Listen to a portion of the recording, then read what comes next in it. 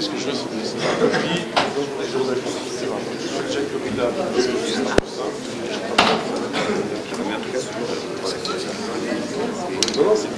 Mesdames, Messieurs, chers collègues, je suis particulièrement heureux de vous accueillir à Cochin. Il faut vous remercier d'avoir été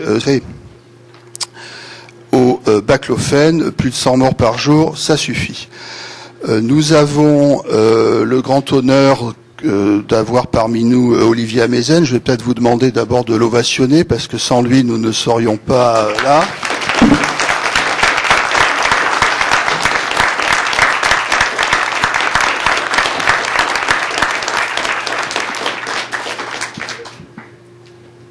Je dois vous annoncer, avant de passer la parole au président de séance, secrétaire perpétuel honoraire de l'Académie de médecine, notre ami le professeur Jacques-Louis Binet, vous annoncer quelques petits changements de programme. D'abord, les interventions du professeur Dubois et de Madame Catherine Hill seront dans l'ordre inverse que l'ordre annoncé.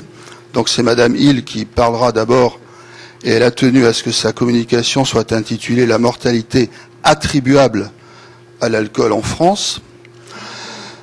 Deuxièmement, cet après-midi, les associations, et vous savez le rôle considérable que les associations ont joué pour que le baclofen soit mis à la disposition le plus largement possible pour les patients. Donc les associations parleront dans l'ordre inverse de l'ordre historique de leur création d'ailleurs. Mais 20 minutes chacune, il y a une coquille dans le programme, c'est 15h, 15h20, 15h40. Et enfin, nous avons demandé à ce que Olivier Amezen prenne la parole à 16h pour tirer les premières conclusions de cette journée avant le débat avec la salle. Alors vous nous excuserez, il n'y aura pas ce matin de possibilités de débat avec la salle, dans la mesure où il y a énormément de communications prévues et des communications importantes. Nous demanderons aussi aux orateurs de respecter absolument leur temps de parole, pour que la conférence de presse se tienne à l'heure, la conférence de presse à laquelle évidemment tout le monde pourra assister. Donc j'en ai fini pour tous ces détails techniques, si on peut dire, et je donne la parole à Jacques-Louis Binet, qui va, sachant que je vais dire un petit Patrick mot de la Selle aussi doit s'exprimer. Oui.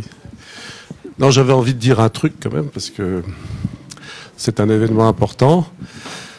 Je me suis levé ce matin en me disant I have a dream. Moins de morts sur la route, moins de violence au sein des familles, spécialement contre les femmes, moins de malades dans les hôpitaux, place aux autres. Nous sommes ici de nombreux prescripteurs de baclofen. Nous avons tous été émus par le patient qui vient nous voir au bout de quelques temps, qui nous dit « Docteur, je comprends pas, j'ai pas fini mon verre de vin hier soir. Moi, ça me bouleverse à chaque fois. » Après des années d'échecs, de rechutes et de drames familiaux dont on est les médecins prescripteurs témoins. Nous assistons donc aujourd'hui, on le voit bien, à une vague de mobilisation.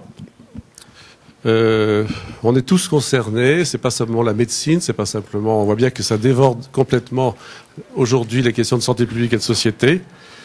On a en face de nous aussi, il faut pas l'oublier, un ennemi invisible. Je parle pas des détracteurs de mauvaise foi médiatiques, il n'y en a plus qu'un d'ailleurs, je trouve. Et je parle des alcooliers, qui ont dépensé 410 millions d'euros de publicité déguisée l'année dernière pour inciter les gens à boire de l'alcool.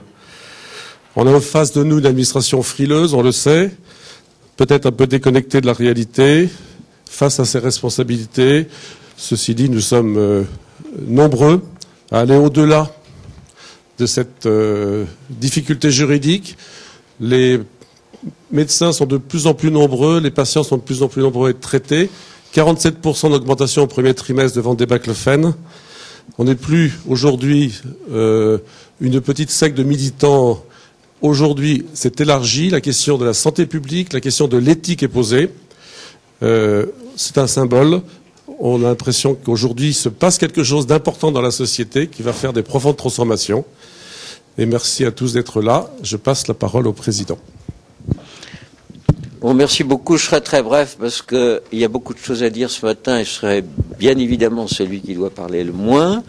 Merci aux organisateurs, merci à tous ceux qui sont là et merci aux premiers résultats qui sont publiés. J'ai été très frappé par la qualité d'une revue que vous avez sans doute lue, qui s'appelle Prescrire, qui n'est aidée par aucune subvention des produits pharmaceutiques et qui très récemment a publié un compte-rendu médical. On est sorti de l'humeur, de la publicité, des radios. C'était, je pense, très médical. Et je crois que c'est ce point de vue qu'il faut garder, parce que nous, médecins, nous avons une responsabilité, c'est d'introduire vraiment ce médicament. Je ne suis pas sûr qu'il soit vraiment introduit pour le moment. Voilà, c'est tout ce que je voulais vous dire. Alors, je serais très emmerdant pour le temps. À l'américaine, vous savez, il vous reste 3 minutes, 2 minutes, 1 minute, parce que comme il n'y a déjà pas de discussion, je voudrais que chacun puisse dire ce qu'il veuille, et quand vous parlez plus longtemps, vous prenez le temps de l'autre. Et vous prenez le temps sur la conférence de presse. Voilà. Bon, j'ai la chance de profiter de la présence de quelqu'un que je connais depuis tellement d'années que je n'ose pas le dire ici, qui est Didier Sicard. Il n'est pas présentable maintenant, il n'est plus présentable. Avec tous les titres qu'il a, c'est pas la peine de dire ses fonctions. Merci d'être venu et tu commences. Étrange.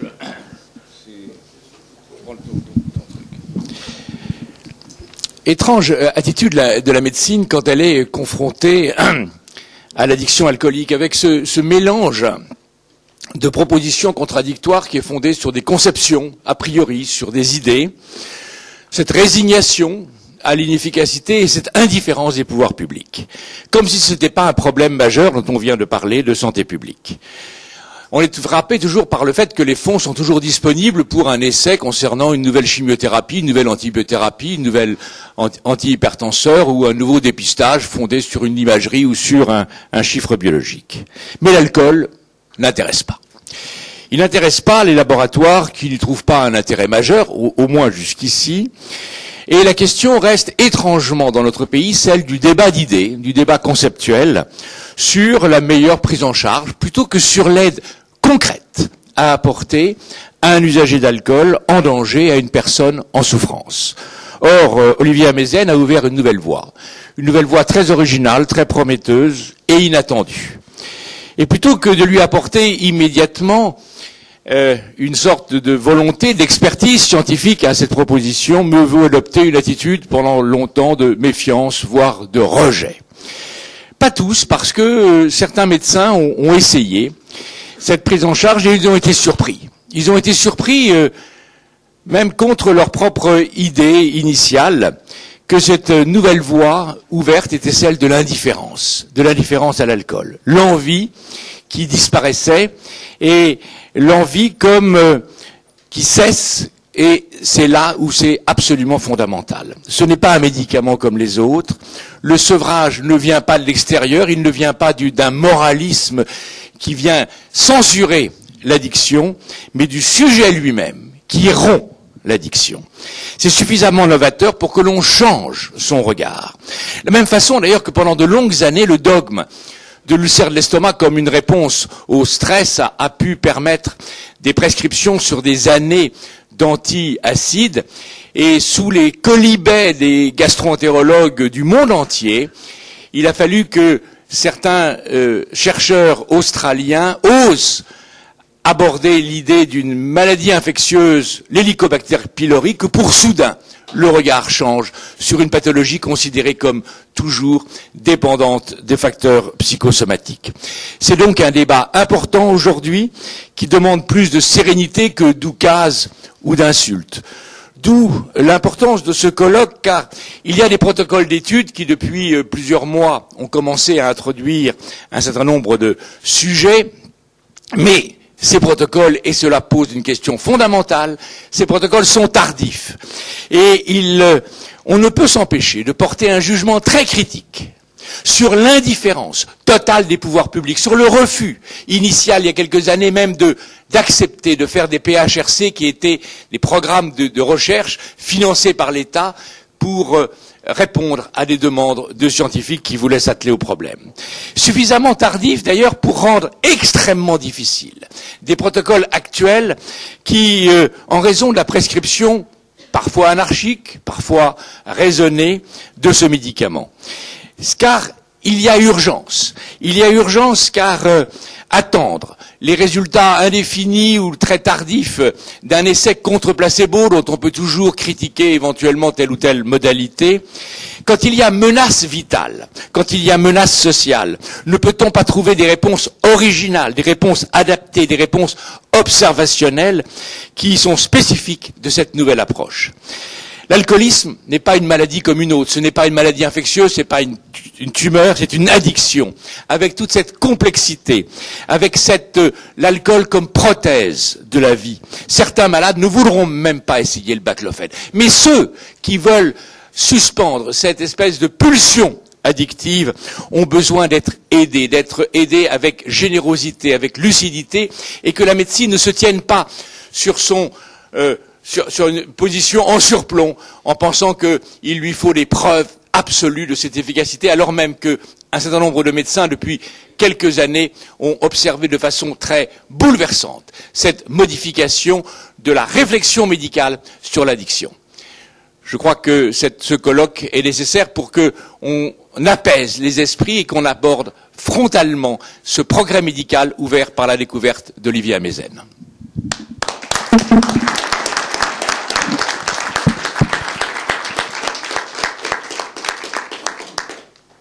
Merci d'avoir bien situé le problème, c'est-à-dire de montrer que les médecins semblent être un certain nombre en dehors du médicament, qu'actuellement il est prescrit par des gens courageux mais qui connaissent peut-être pas tellement bien le problème, donc une série d'inventeurs, et je crois qu'il est temps que la médecine, et en particulier notre académie, agisse un peu. Je me bats pour qu'on en parle. Ça fait déjà 1 an. J'espère qu'on va commencer sans trop attendre le résultat d'un protocole dont on discutera toujours les témoins. Moi, je vis là-dedans. En réalité, ils buvaient pas. Bon, voyez, tous les raisonnements que vous pouvez deviner.